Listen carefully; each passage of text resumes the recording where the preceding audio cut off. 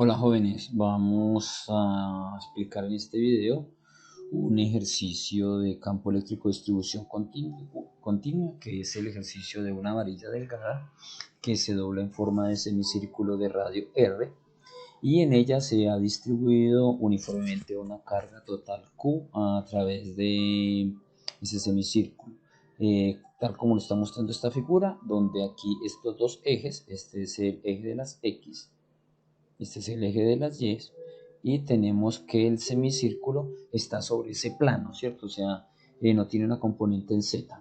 Entonces nos piden hallar que determinemos el campo eléctrico en un punto P situado aquí en el origen del semicírculo y que posteriormente, desde que hallemos ese campo, ¿qué pasa si colocamos una carga positiva más Q en ese punto? ¿Cierto? Que entonces que hallemos la fuerza eléctrica. Lo primero que vamos a hacer es hallar el campo eléctrico. Muy bien.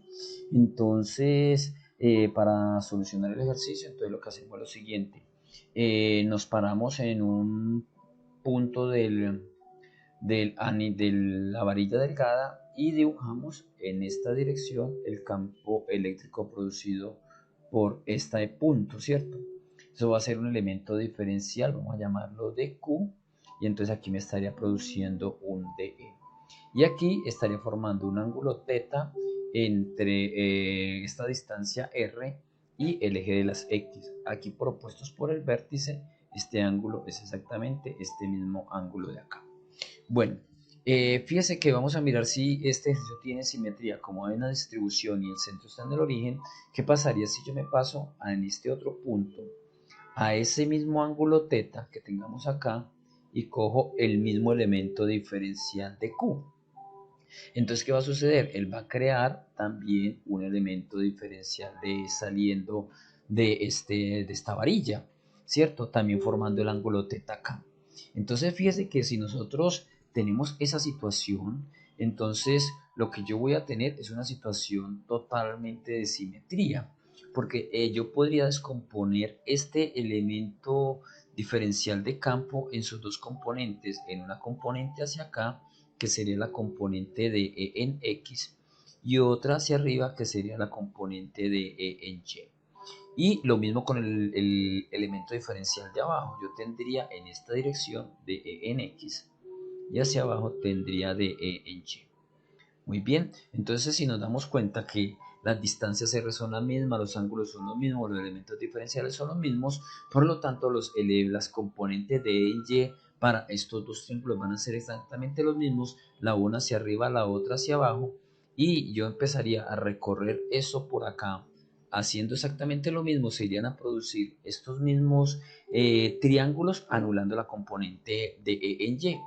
Por lo tanto, por eso se dice que por simetría, entonces se dice que por simetría los campos en Y se anulan. Entonces daría cero. Entonces el campo resultante va a estar solamente sobre el eje X, no sobre el eje Y.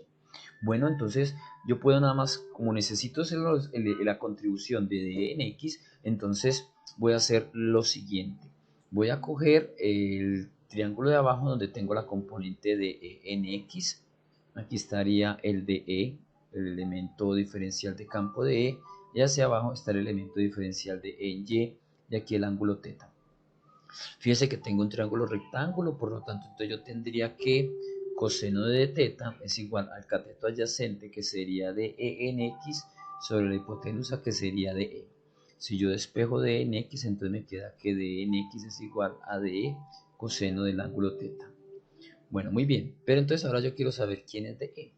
Recordemos que para una carga puntual el campo es igual a K por Q sobre R cuadrado. Pero nosotros no tenemos toda la carga, nosotros tenemos es que un elemento diferencial de carga, un dQ, me va a crear un elemento diferencial de campo. O sea que nuestra fórmula va a ser que D es igual a K por el elemento diferencial de carga sobre la distancia que hay entre la carga y el punto donde yo deseo calcular el campo. En este caso, esta distancia R es el radio del semicírculo, de esta varilla delgada que está en forma de semicírculo. Por lo tanto, el DE tiene esta forma: K por DQ sobre R mayúscula al cuadrado, donde ese R mayúscula al cuadrado es el radio del semicírculo. Muy bien, entonces este DE ya lo conozco y este R es constante, K es constante, lo voy a sustituir acá y entonces nos iría a quedar lo siguiente, nos iría a quedar que dnx es igual a dE, pero dE vale k por dq sobre r cuadrado por coseno del ángulo teta.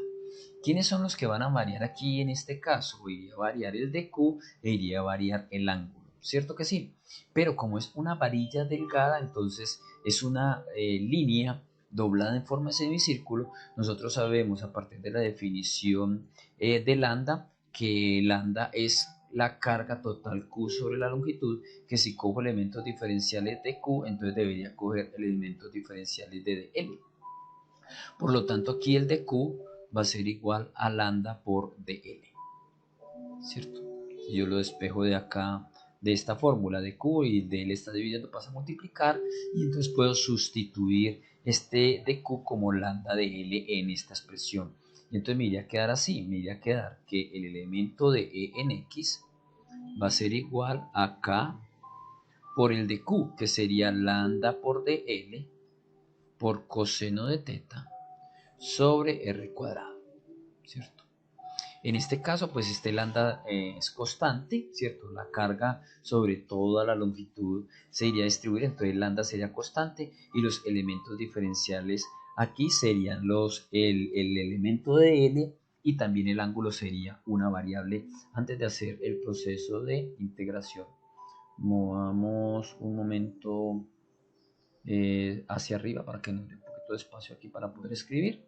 Y entonces tenemos lo siguiente. Continuando el ejercicio, entonces tendríamos que yo tendría que integrar a ambos lados, ¿cierto? Tenemos que hacer el proceso de integración para mirar toda la contribución. Pero entonces el asunto es que el ángulo y el DL son elementos que estarían cambiando, ¿cierto que sí? Entonces vamos a mirar lo siguiente, vamos a hacer aquí una figurita para poder entender el proceso. Cuando yo pueda escoger un pedacito de dq, ¿cierto? Que está a una distancia r, del centro del semicírculo, entonces yo aquí tengo un elemento diferencial de teta, ¿cierto? Entonces, y aquí donde está dq es donde está dl. Entonces, nosotros lo que tenemos es lo siguiente, miren que yo tengo aquí un arco en esta parte del arco, este es de L, que estoy señalando yo aquí, pero aquí está de teta y está la distancia R. Entonces, cuando yo miro esto, yo puedo decir, recordemos que el arco es igual al ángulo por el radio, ¿cierto? Entonces, este sería S, que en este caso sería de L, entonces yo tendría de L, que es igual, R es constante, pero el que me varía es de teta. En otras palabras, entre un ángulo, cuando coja un ángulo, un de teta grande, el arco va a ser grande. Si el de teta es pequeño, el arco es pequeño. Entonces yo podría sustituir de L en función del ángulo utilizando esta expresión R de teta. Por lo tanto, me quedaría la integral de K lambda de L, pero de L sería R de teta por coseno de teta sobre R cuadrado. Bueno, entonces aquí yo podría cancelar este r cuadrado con este. La integral de d en x me daría el campo en x y me iría a quedar. Voy a ver qué puedo sacar de la integral. Puedo sacar la constante, puedo sacar lambda. Aquí quedó un r en el denominador, entonces lo puedo sacar también. Aquí me quedaría r, pero me quedó la integral de coseno teta por d teta. Esta es la integral indefinida y ahora yo debo mirar el ejercicio para poder saber los límites de integración de ese ángulo. Entonces, para poder saber los límites de integración de ese ángulo, veamos un momentico aquí la figura. Bajemos aquí la imagen. Un momentico aquí para poder ver. Y entonces nosotros tenemos que mirar a ver desde dónde hasta dónde integramos nosotros este ángulo teta, ¿cierto? Colocando mi eje sobre el eje de las X, ¿cierto? Entonces yo debo de venir y coger mi primer elemento diferencial, mi primer dq, lo debería coger acá, ¿cierto? En este punto, o lo puedo coger en este punto, e ir recorriendo todos estos dq, y cada vez que yo los vaya cambiando, entonces me va a ir cambiando el ángulo, ¿cierto que sí? Entonces, para este dq tengo un determinado ángulo, para este dq tengo otro ángulo, sucesivamente hasta que recorra todo el semicírculo, ¿cierto? Entonces el ángulo teta va a cambiar. Pero ¿de dónde a dónde va a cambiar ese ángulo teta? Ese ángulo teta va a cambiar orientado aquí en este eje, en este sistema aquí, me quedaría desde menos pi medios, es decir, desde menos 90 hasta pi medios. Y ahora debo de hacer este integral. Este integral entonces me va a dar a mí k, que es la constante, por lambda sobre r, y la integral. Entonces, recordemos esto. Si nosotros vamos a calcular las integrales, entonces tendríamos que la derivada del seno es coseno, por lo tanto, la integral de coseno es seno. Entonces, la integral de coseno de teta sería seno de teta entre los límites pi medios y menos pi medios.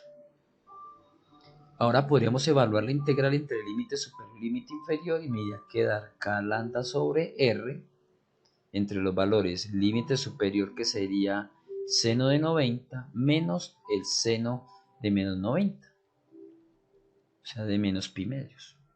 El seno de pi medios es igual a 1 y el seno de menos pi medios es igual a menos 1. Entonces me iría a quedar que el campo en x es igual a k lambda sobre r, 1 menos, que con este menos de acá, que es el límite inferior, con este menos de acá me daría más 1. Entonces me va a quedar 2k lambda sobre r, ¿cierto? Eso sería una forma de yo escribir el campo, ¿cierto? De esa manera. Vamos un momentico aquí. Entonces, al tenerlo así, de esta forma, nosotros no nos estaríamos dejando en función de Q y de L, ¿cierto? Entonces pensemos quién es lambda.